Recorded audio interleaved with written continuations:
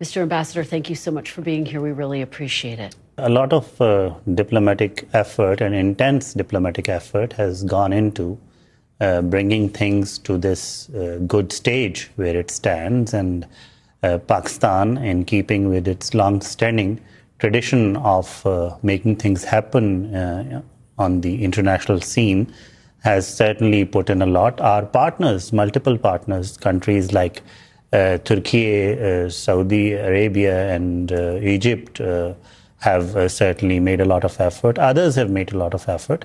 So while this thing has been brought to this stage, and the delegations are either flying in or have already flown in, I believe the talks are very much on the cards. So whatever has been part of discussions going into these talks needs to be honored, whether it is one or the other point, and would certainly have a salutary impact on not just the optics or completion of the process that has gone into reaching this stage, but the substantive discussions themselves. The most significant part of this whole episode that would start unfolding in Islamabad tomorrow is the constructive spirit with which both sides have approached it.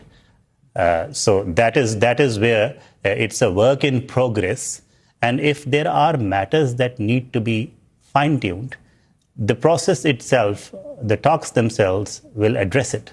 As a facilitator, the role is to bring the conflicting parties together and let them decide what satisfies them or what does not.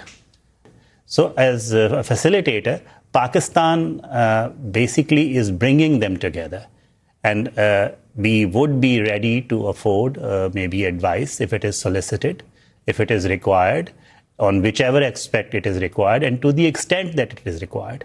Because ultimately it is upon the conflicting parties themselves to strike a solution. So while we wish them well, we bring the good intentions of the entire international community, because we have been receiving calls.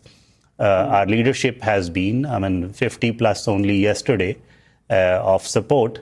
So while everybody is watching with bated breath and hoping that this brings a result, what is the result exactly that the two sides are looking for will only be known at the end of it. For now, the word of President Trump, the word of the Iranian leadership, that they are ready to hold hostilities and go for a negotiated settlement, lend dialogue and diplomacy space and opportunity, is more in play and should be focused on. If we get this right, I think we would not have to go anywhere else.